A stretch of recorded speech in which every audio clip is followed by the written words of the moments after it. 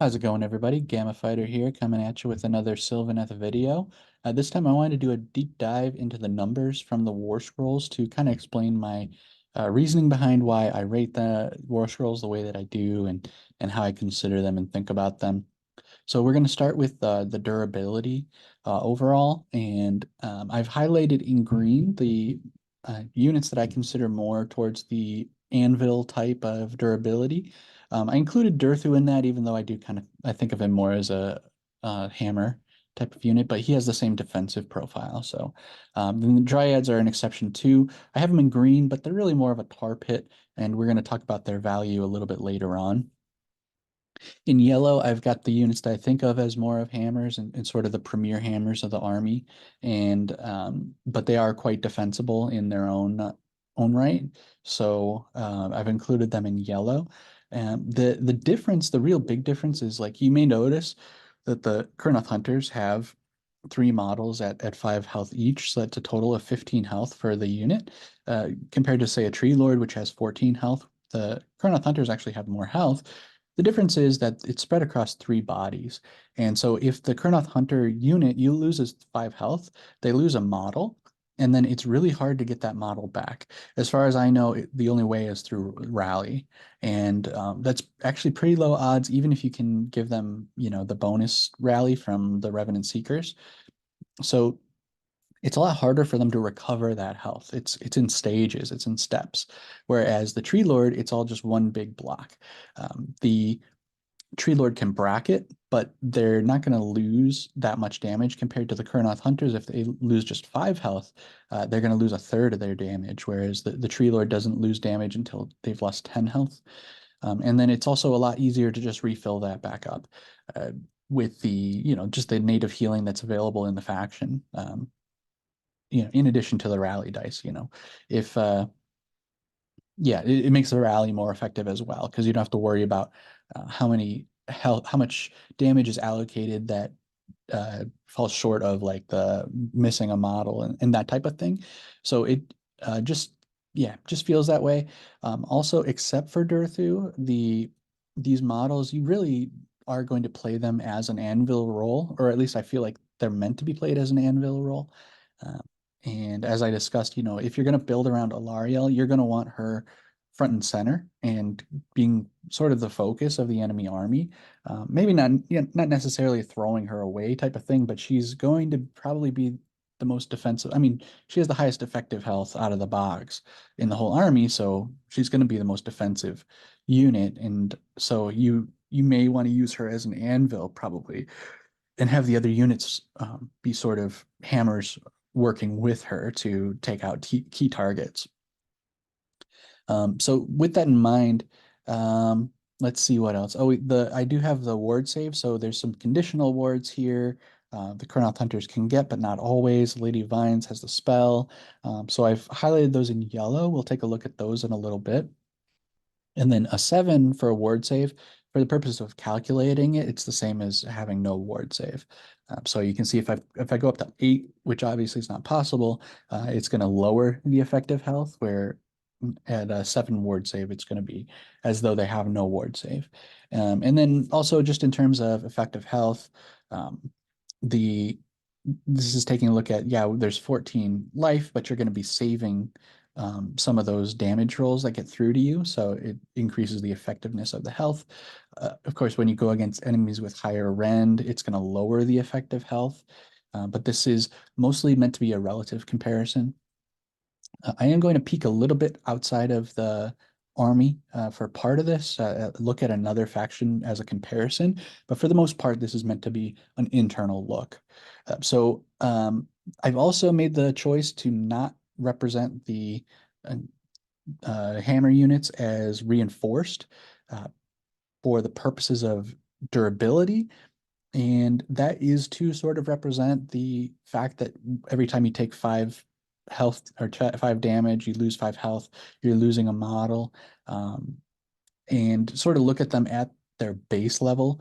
If you reinforce them, it's going to double this effective health value, but all of the other values are going to be the same. The efficiency is going to be the same because the points will double and the health will double. So the efficiency is exactly the same. So if you do want to I'm going to be not really addressing it in this review, but if you do want to think about it, you can double the effective health here. And then obviously they would be even higher than Alarielle at that point for effective health here. But that's just how we're going to look at it. So for these top sort of more anvil-y type of units, they do have the highest effective health. And of course, because we haven't reinforced these units below them, they these monster units also have the highest points cost as well. So that's another thing to note. All these in green, not only are they single model units, but they're also all monsters, and they all benefit from the Lords of the Clan battle formation. So if you use that battle formation, you can heal them for 3 at the end of every turn instead of D3. Alarielle's right at the top. Of course, she's also by far the most expensive unit, but all that health and having the save and the high save or good save and then a built-in ward save, it gives her a great effective health. On top of that, on her War Scroll, she has the ability to heal for 2d3, and then you can also heal for d3 at the end. You know, the 2d3 heal comes at any hero phase, and then the D3 heal from the faction happens at the end of any turn. So you can heal 3 to 9 per turn. And then if you are in Lord of the Clans, then it's 5 to 9, which is a lot of healing that can come out. And of course, she has a chance of bringing herself back from the dead if she does die, which is really powerful. So I think it makes her really good as an anvil. And then um, the other interesting thing to look at is if we can give these guys ward saves, because part of what makes this army more durable is the access to ward saves. We have, like, I noticed when I first read through the faction pack, we have pretty easy access to quite a bit of ward saves. We have the Warsong Revenant, which can give a ward save and an aura around it. We have the Lady of Vines, who can do the same thing, but it's conditional on a spell, and it's a 5-up ward save instead of a 6-up ward save. The Kurnoth Hunters can give a ward save on objectives. It shares the ward save with any other allies that are on that same objective, which is great.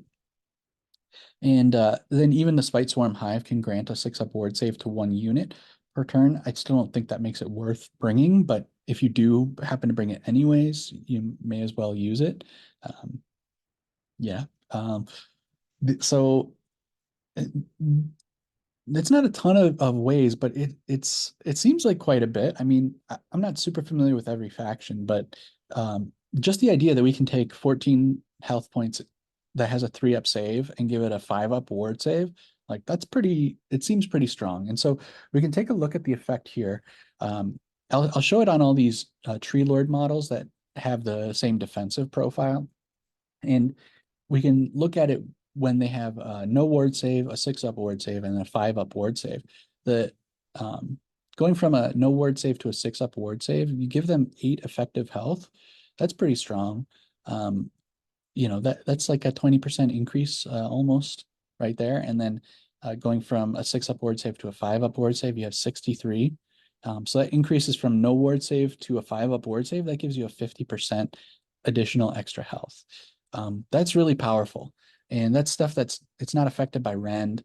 There's very few things that can affect ward saves that I can see. I can really only think of the Stormcast having that. There's like a really niche hero that might even be in the Legends document that can reduce ward saves, but other than that, it's really hard for the enemy to interact with them, and I think it gives them a lot more durability and just a massive amount of health. And we can look again, even improving Alarielle's ward save to a 5-up with the Lady of Vines. It gets her up to 72 effective health. That's pretty strong. So yeah, and we can also look at even the Kurnoth Hunters. They go up to a 36 health with the when they're standing on the objectives. 36 effective health standing on objectives. That's pretty good. But it's not all about maximum effective health. It's the efficiency is also really important. So here I put EW, I put effective wounds. Oh, I didn't even notice I had that. I already had the Dryads with a 5-up ward save from when I was looking at it before. Um, so if we take that off and rearrange it, with no ward saves being up, the Tree Lord's going to be the most efficient. And yeah, I guess I was saying, you're going to be filling out your army with these models. You're not just bringing one of each. And so the efficiency is like pretty important. How much effective health are you getting out of the um, every point that you spend? And here I put EW for effective wounds. It should be EH for effective health. I'll just even fix that here. So it's sort of the efficiency. The lower number's better. And we have the Tree Lord being the best when there's no ward saves available. And that's not super surprising. He's the cheapest one out of the other sort of defensive profiles that look very similar. And, those big monsters. So that's going to make him pretty efficient, and he does get more efficient than the Kurnoth Hunters.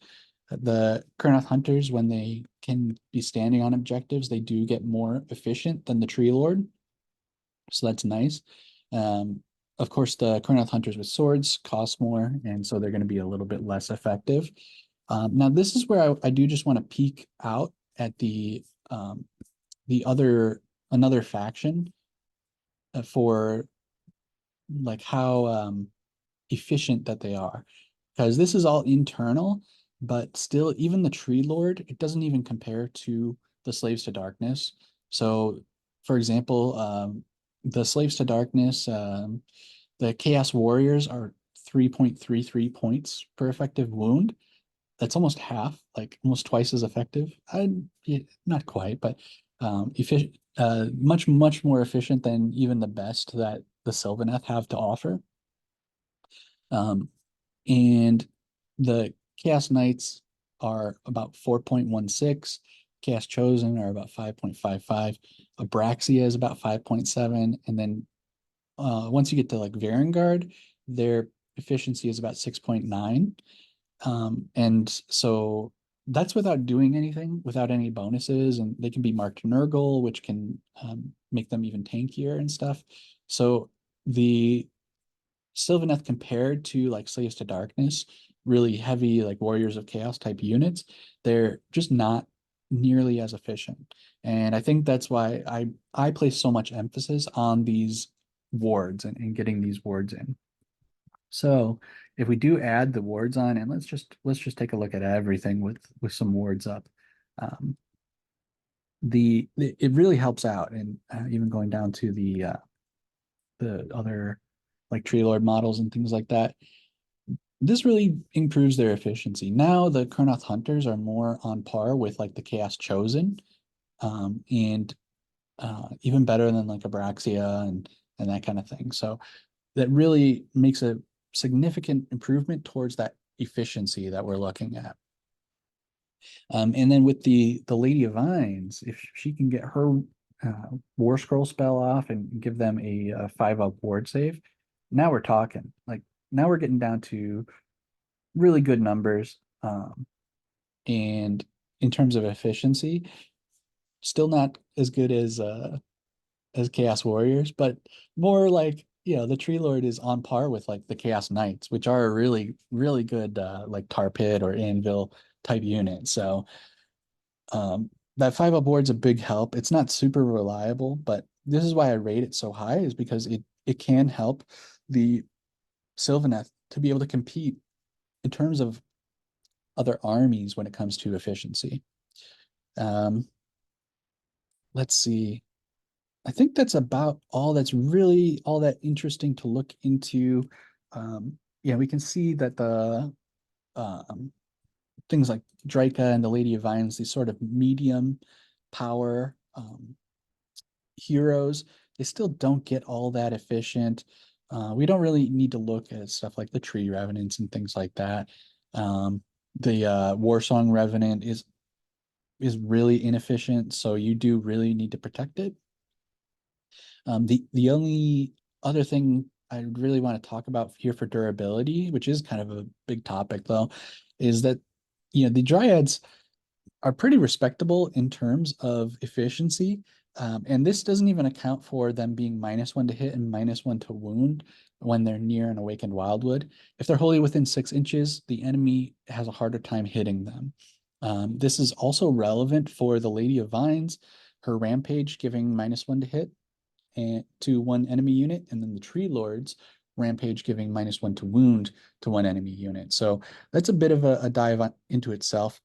It's hard to represent it in this table because it depends on the enemy's base accuracy that you're modifying. And so the worse that their accuracy is, the more impactful it's going to be for you to worsen their accuracy. And so we can take a look. I've highlighted a few here, and these are the ones that I'm comparing. So the best case scenario is for your enemy is if they're hitting you on 2s and wounding on 2s. If they're hitting on 2s, then 5 out of 6 of their attacks are going to go through, 83%. If they're wounding on 2s, then they're also wounding 83% of those. And so it's an overall accuracy of 69%. So that's pretty cool. But then if you set them up to, if you give them -1 to hit and -1 to wound, now they're hitting on 3s and wounding on 3s.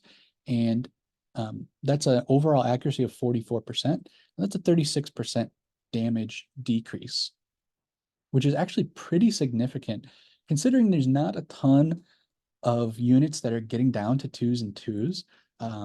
Certainly not in this edition. It's not going to be super common, and yet their damage is impacted pretty hard. And remember, this is like the smallest impact that this is going to have. So yeah, I guess one way to think about the way that the -1 to hit and -1 to wound is a bigger impact the worse the accuracy is, because if you're hitting on 5s, then you're hitting 2 out of the 6 like facings on the dice. So yeah, you have basically a 2 in 6 chance of getting a hit. If you go up from 5 to 6, now you only have a 1 in 6 chance. And so you've divided your damage in half because you're hitting half as many times as you would have been hitting when you were hitting on 5s. Whereas if you go from 2s to 3s, you're hitting on 5 out of 6s and you're going to 4 out of the 6s. So it's a much smaller, you're hitting 20% less accurately. So that's why it combines to being 36% when you go from 2s and 2s to 3s and 3s, a 36% damage decrease. Some other common ones we can look at, some 3s and 3s is like the Slaves to Darkness or the Stormcast Eternals, like super elite units. These are, well, sorry, the elite like unit types, like they have human, they have monster, and they have elf. The Stormcast Eternal and the Slaves to Darkness, their base units are these elite units that are better than human, I guess, in both areas. So they hit on 3s and 3s. That's a 44% accuracy. Going to 4s and 4s, that's only a 25% accuracy, and that's a 44% damage decrease, which is great. Like these are pretty elite troops that you're reducing their accuracy by, or their damage overall by quite a bit. We can also look at the monster profile, going from a 42% accuracy to a 22% accuracy. That's a 47% damage decrease. And then if we look at humans, like Cities of Sigmar, they go from about a 25% accuracy down to 5s and 5s being an 11% accuracy. That's a 56% damage decrease. And then just to show the most extreme example, if you're hitting on 5s and 5s, I don't know, I'm not aware of a unit that does that, but hitting on 5s and 5s is just an 11% accuracy. And if you go up to 6 and 6, then that's 2.78%. That's a 75% damage decrease. It's a huge, like, the worse that their base accuracy is, the worse that or the more impact this -1 to hit and -1 to wound has. So if we look at the really common types of profiles, the highest you're really looking at is 4s and 4s, or as far as like the worst is like 4s and 4s, and that would be a 56% damage decrease. And then generally the worst that you're looking at is threes and threes, or sorry, the best accuracy profile you're looking at is threes and threes. There's some heroes that are better and that type of thing, but just sort of broadly speaking, and that goes to a 44% damage decrease. So it's going to be somewhere between like 44 and 56% damage affected. And so that's sort of like close to 50%. If you if you decrease the enemy's damage to you by 50%, you have doubled your effective health, which is crazy. It's crazy effective. So if we look back here at that chart, it would be a little too strong to say like that dryads have double this effective health because they're -1 to hit and wound, but it's not far off. Or another way of saying you could say that they have like half of this efficiency. Um, that would be too strong to say, but it's not that far off. So you could think, going from 4.88, uh, you can think of them having an efficiency of more like 2.5 when you've got a 5 up ward save and -1 to hit and -1 to wound on them. Um, that's insane. That's crazy. That's that's super efficient. Um, that they've got a 5 up ward save. It's not always going to be the case, but this is why I really do love pairing dryads with the Lady of Vines. They already have their -1 to hit and -1 to wound, so she doesn't have to be in combat to give them that benefit. Whereas when she's using her rampage, she does have to be in combat. But when you've got this ward save up and they're near an awakened wildwood, like they're incredibly difficult to move. And I think they're a good candidate. Lady Vines is a War Master, which I forgot to mention in the faction analysis. She is a War Master, which is a really big downside because you have to make her your general unless you're running her with another War Master, and then she's kind of an easy target because she's doesn't have the guarded hero effect, which I did mention. She's surprisingly fragile, but if you can get this 5 up ward save, and you can stick her behind a screen, and if she's not getting shot at, then she's going to be really tough.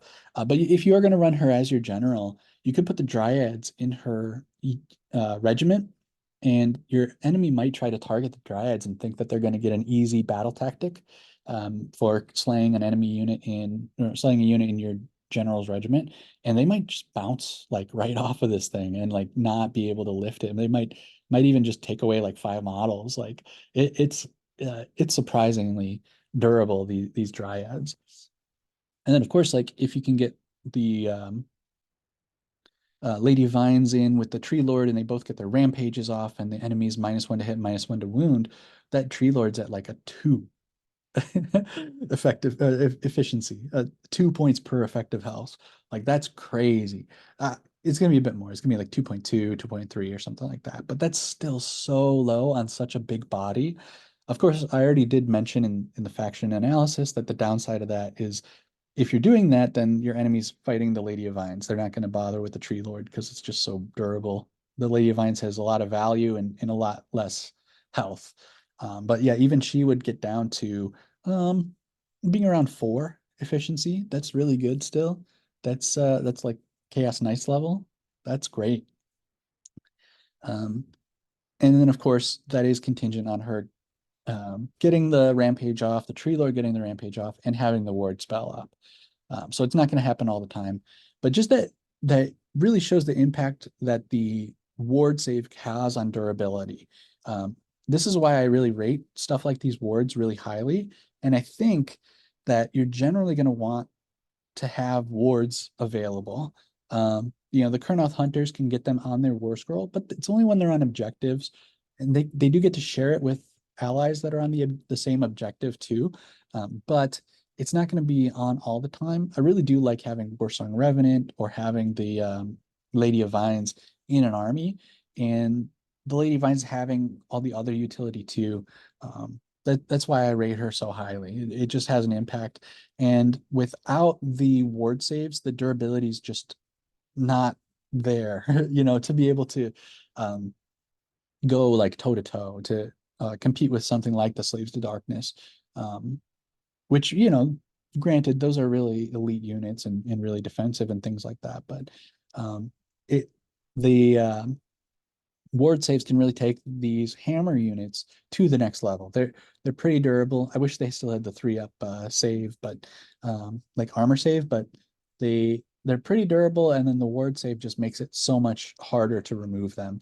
That's why I rate them so highly, the wards, and why I value them so much. All right, next, I did want to take a look at the damage as well.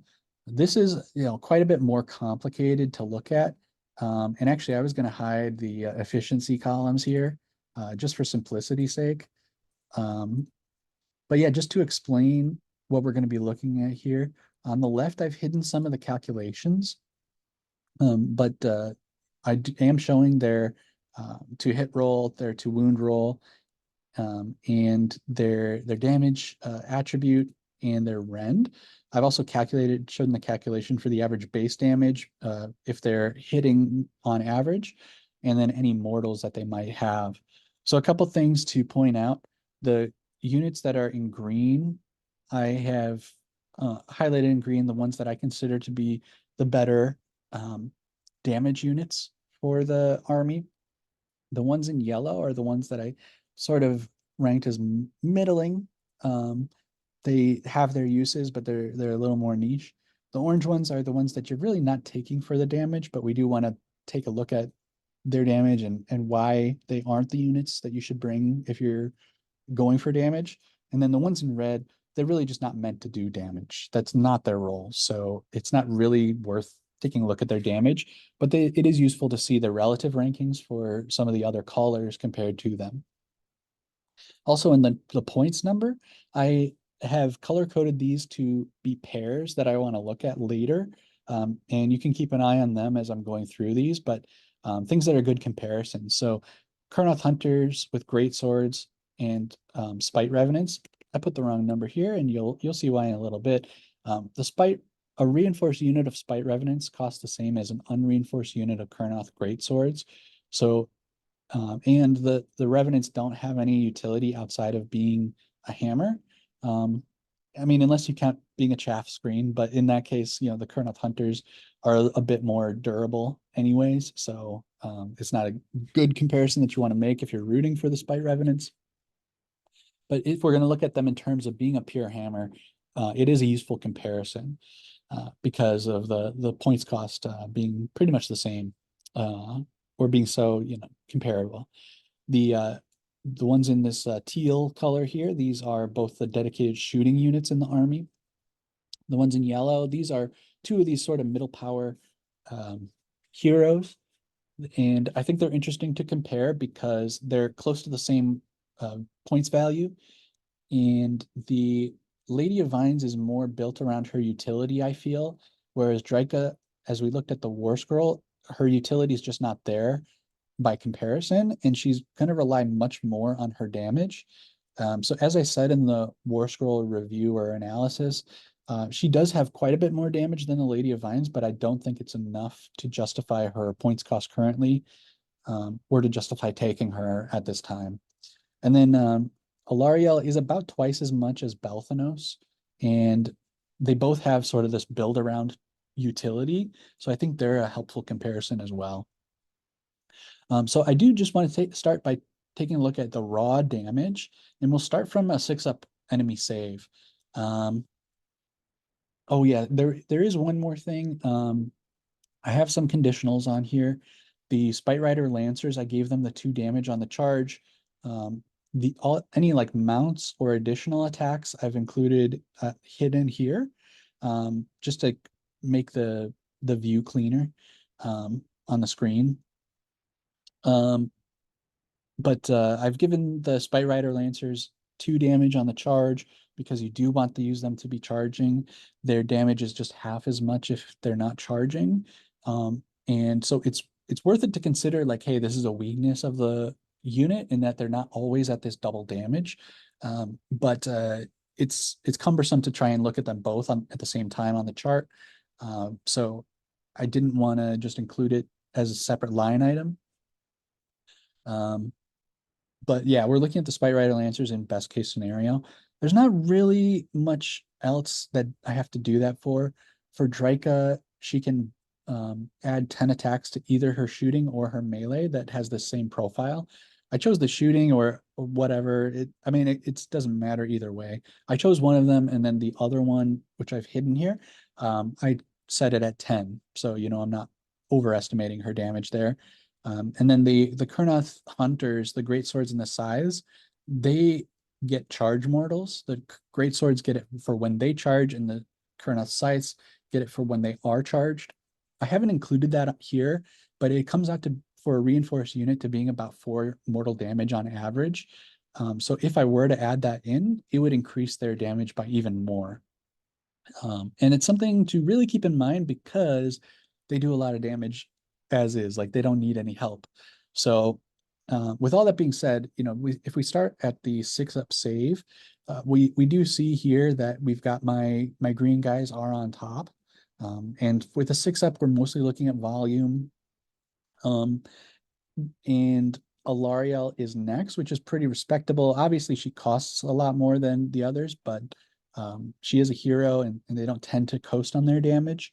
She also has Ren 2 on at least this attack, and it's sort of being wasted on the 6-up save. But we do see it's a pretty stiff drop off from the top 3, losing about 5 points almost down to the Revenant Seekers. But as far as like, yeah, I guess comparing the Bug Riders to the Kurnoth Hunters, I mean, the Kurnoth Hunters have great damage. With their charge mortals, they'd have another 4, which is huge on average. But the Spite Rider Lancer is right up there with them. And the Spite Rider Lancer just gives up that damage for more maneuverability. So if you're dealing with chaff, there's not much of a difference. If it was a fair comparison, I'd have the charge mortals in here too. So there's still a pretty big gap between them as well. But the Spite Rider Lancers have just so much more mobility that it's not even funny.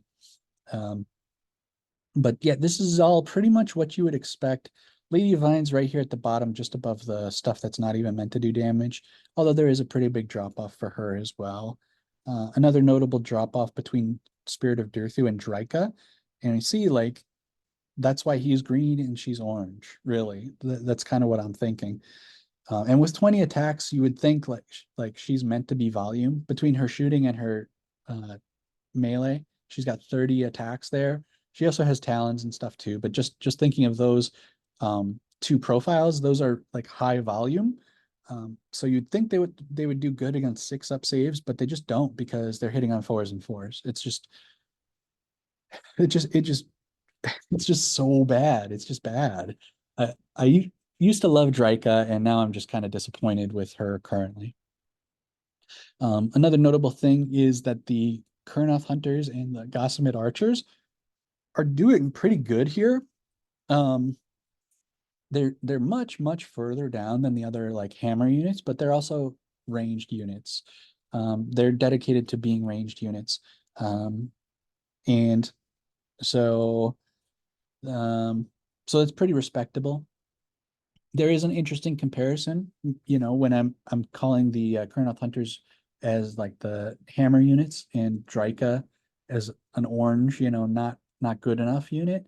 But she does more damage. This includes her melee. It doesn't include the Kurnoth melee. Because they're not trying to get into combat, so it's a bit more fair of a comparison, I think. Or rather, what the number you're seeing here is unfair towards the Kurnoth Hunters. Also, the Kurnoth Hunters, their utility is that you're probably going to be using them to snipe heroes when you can. Otherwise, they're just chipping away. Whereas Drika is really, it feels like she's meant to be a threat, like a real threat to the enemy. And the Kurnoth Hunters are meant to be more of a harassing unit. It's also notable too, you're probably not going to be running these reinforced, the dedicated shooter units. I can see it being powerful to have a reinforced Kurnoth bow hunter unit, but it's a lot of points tied up in essentially a harassing unit. The Gossamet archers also function as a harassing unit, but if you're going to run like 10 models, you're probably going to run them split up into 2 units, so that they can better take objectives and complete battle tactics for you. Also, their wings and they haven't they have a bigger coherency because they're wings, and it's probably going to just be pretty cumbersome to try and be moving 10 of these around and have them all be in range, but not too close so that they don't get charged. Like they're a lot more maneuverable when they're split up. So this is just for the purpose of comparison at their reinforced sort of max damage. All right, hopefully these other ones will go a little bit quicker because I've kind of explained all of those. If we go to a 5-up, the Kurnoth Greatswords already pull right ahead. Even without, much of an armor save, the mortal damage just helps out a lot. Um, and then there's a pretty solid drop to the Revenant Seekers, and then there's a big drop between Durthu and Drika again. Um, and then everything just kind of just keeps going down. Um, let's see. I think it is, it's kind of noteworthy that the Kurnoth Hunters are doing more damage at this 18-inch range than Belthanos. I guess that was true at the 6-up save. I didn't really notice that. They cost a little bit more points. And of course, Belthanos has that incredible utility. It's just sometimes I hear people say, hey, Belthanos hits really hard. And I'm like, are you sure about that? Like, what do you mean when you say hits really hard? This is Belthanos with all of his attack profiles. Like it's it's okay. I'm not saying that it's bad. The thing with Belthanos is he's got Ren 2 on the damage profiles. I think all of his profiles have it, which is cool. It's just that there's so few attacks that it usually ends up not being that big of a deal. Um, so like he's hitting on threes, wounding on threes, and his damage is 2. So his average base damage just for this one profile, the glaive, on average, he's hitting like 2.5 of those. Um, you know, at Ren 2, those have a pretty good chance of getting through. It's just that it's not that much volume. So for a hero, yeah, he hits okay. He hits pretty good. But I don't think, when you compare him to the Kurnoth Hunters with bows or the Kurnoth Hunters with great swords, he's just not he's not punching at that weight class. And I don't mean that to take away from him. I think he's good enough as it is. But I just don't think we need to overstate how powerful his damage is. Um, Also, I forgot to note, I've got their ranking over here. So this column's not going to change, but so you can, at a glance, you can see, oh, Alariel is the 5th ranked here. She's even coming above Durthu. We're going to see, Durthu is half the points that she is. So I rank him a little bit higher in terms of damage because of his efficiency, which we'll look at in a little bit. Nothing else really notable here. If we go to 4-ups, then it's more of the same at the top there. There's a slightly smaller drop off between the Spite Riders and the Revenant Seekers. Revenant Seekers have the mortal damage, and so the higher the armor save is, the better that they're going to appear, because of that mortal damage is just going to consistently go through the armor saves. Um, let's see. It's pretty much more of the same. We do see the Spite Revenants climbing up relatively, for the same reason as the Revenant Seekers. A lot of their damage is going to be coming through their crit mortals. So the higher the armor save, or the better the armor save gets, the better they're going to do. Um, yeah, by this time, Draika's, even against 4-ups with shooting and combat, Draika's only doing about 8.7 damage on average. And Lady of Vines isn't the worst anymore. She's pulled ahead of the Tree Lord Ancient. So um, yeah, not much more to say there. Looking at the 3-up, it's more of the same. Durthu's pulled ahead of Alariel here. I think it owes to, I mean, she's got Ren 2 as well, but the Ren 2 is on most of his damage, I think. Um, so, whereas I think she does have profiles that have Ren 1, so he's going to be pulling ahead here. It's just barely, but Um, Pretty big drop off again to get to the Spite Revenants, but they're hanging in there. Well, everything else is starting to fall behind because most of these have Rend 1, except Belthanos, of course. And then the Lady of Vines, she's got the same problem as Belthanos too. Like she's got Rend 2 on her main attack on her combat profile, but it's not it's 6 attacks. So and even with Rend 2 and crit mortals, it's like overkill, but she still like can't compete because it's just 6 attacks. So there's gonna be too much variance. And now we get to a 3-up save is probably the best save that you're generally going to see. And then a 3-up save with all out defense is probably the highest you're going to see in most games. There's like the shield annihilators and Stormcast have a 2-up save, and then they can use all out defense to get to 1-up. And of course, you can't save on ones, you're still saving on twos, but it just means you negate the rend. So um, you're saving on 2-ups even with a rend. So we don't really need to look at the 1-up. That's just there purely academically. But on a 2-up save, um, the what you will see, you're going to be going up against Stormcast, and if you play in tournaments, they're pretty popular. Slaves to Darkness too. Um, so the Kurnoth Greatswords are like still far and above the best. Um, and this is why I call them like the premier hammer unit of the army. They are way above the next best at threes and at a 3-up save and at a 2-up save.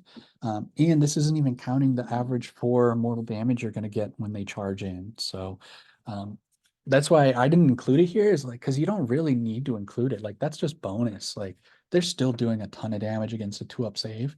The next best is the Revenant Seekers. They're kind of coasting on that mortal damage.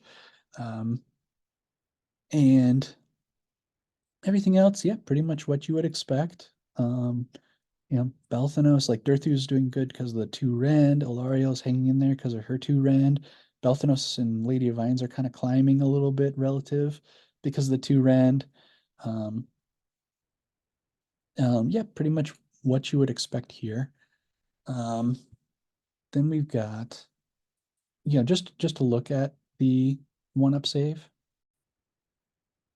All Revenants finally get their chance to shine as being in second place here. So now I think it's good to look at the efficiency here.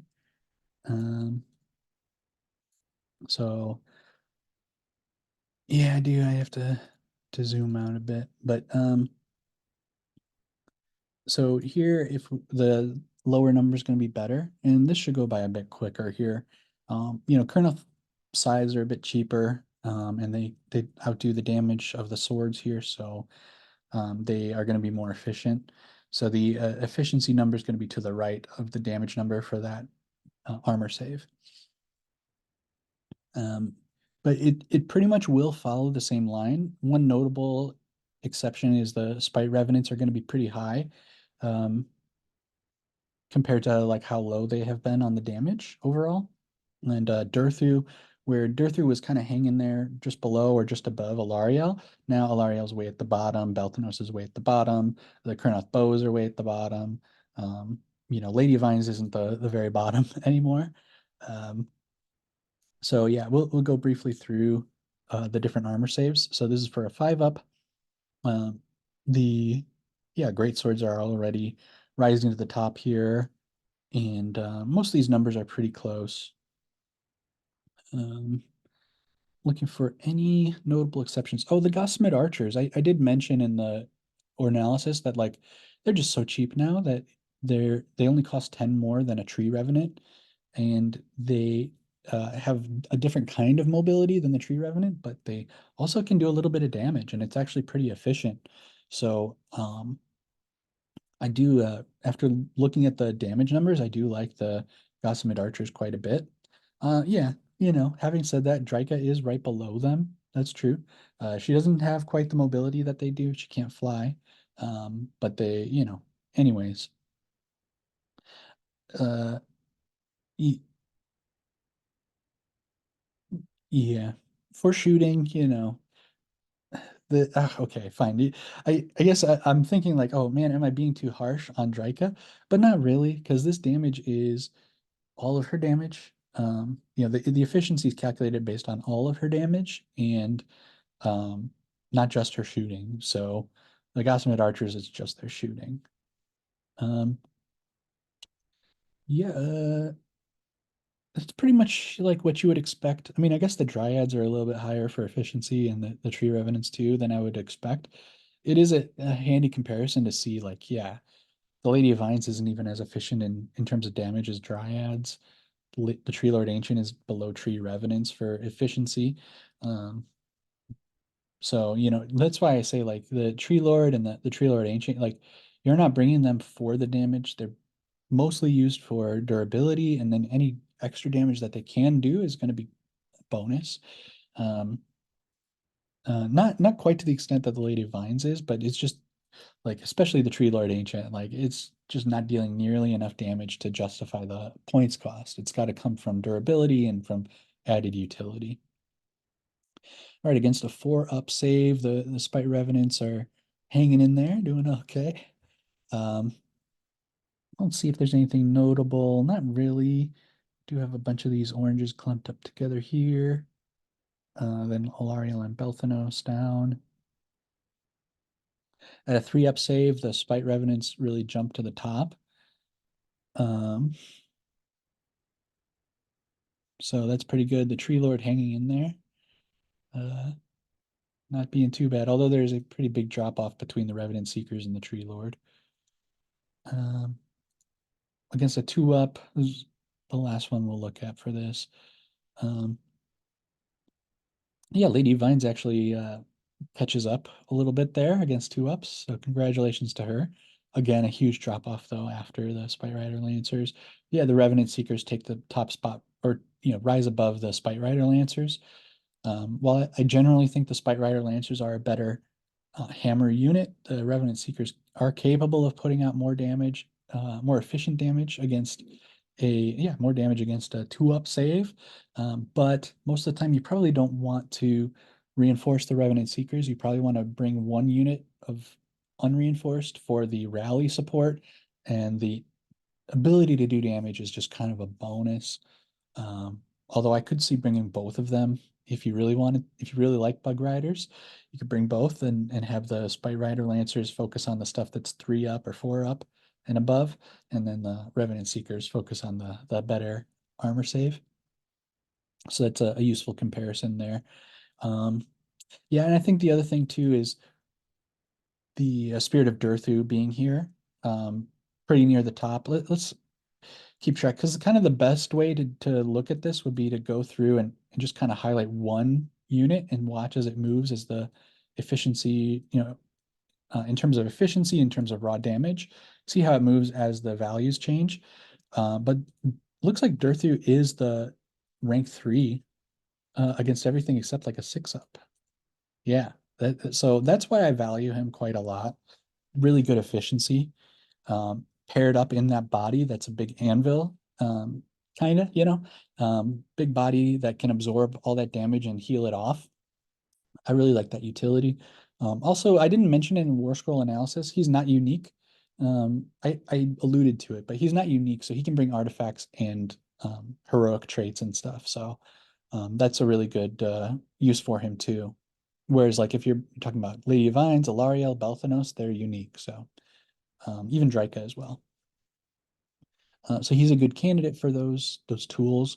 Although that being said, he wounds on it too, so you might want to give a Tree Lord that Crown of Fellbowers. Oh wait, they wound on 2s as well. Never mind.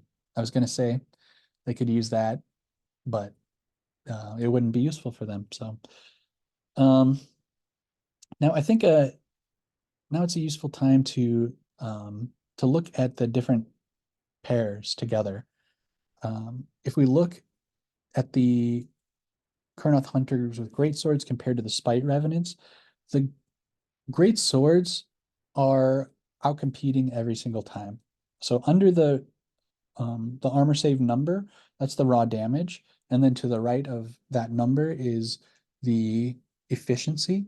You want the damage number, the damage or the higher number is better, and then for the efficiency, a lower number is better. And let's see, I think, yeah, just against the one-up save, uh, is the only time that the Spite Revenants are more efficient. Every other time, the Kurnoth Hunters with great swords are more efficient.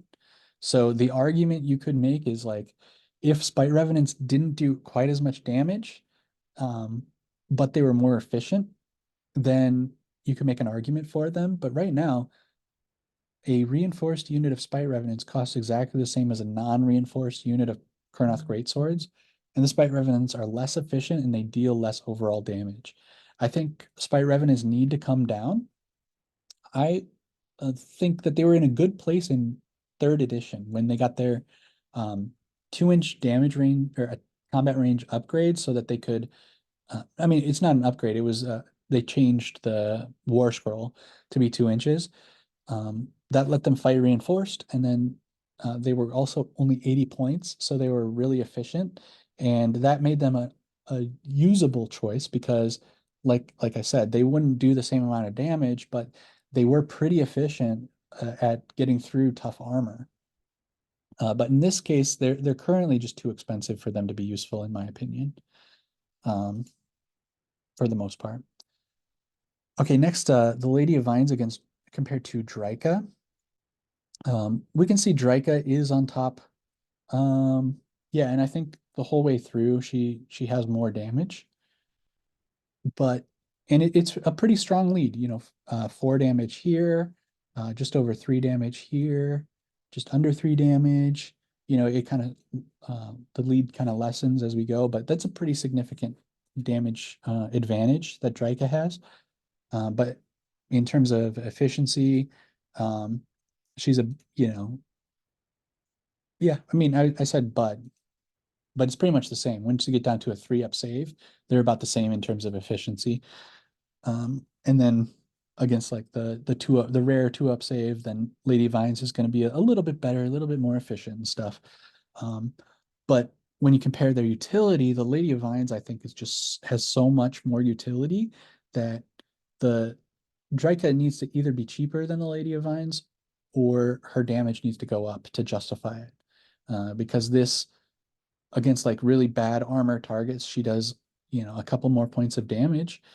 It's a significant number. It's, almost 50% at a 6-up save. But it's it's not enough to justify costing more than the Lady of Vines when she has so much utility. I think I've probably beaten that point to death by now. All right, now looking at Belthanos and Alariel. Um, it's interesting. I didn't realize. It kind of makes me wonder if I put the wrong damage profile here for them. But so with the Lady of Vines, costs just over twice as much as Belthanos, and he does a bit more than half of the damage that she does, which is really good.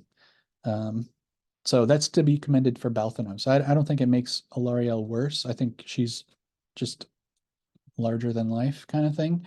Um, so yeah, even and so that's why we see in terms of efficiency, he's a bit better as we look at the damage efficiency. Because you want lower. Lower is better for efficiency here. So that's why I think of him as like being half an Alariel when it comes to points cost and damage.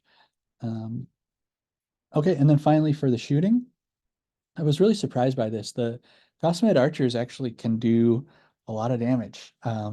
There's a downside because, well, I say a lot of damage compared to the other dedicated shooting unit. They do a lot. Ooh, oh, excuse me. I'm so sorry about that. That came out of nowhere. If you were surprised, imagine my shock. Okay, so the thing to look at here though is that the Gossamet archers are a lot more efficient.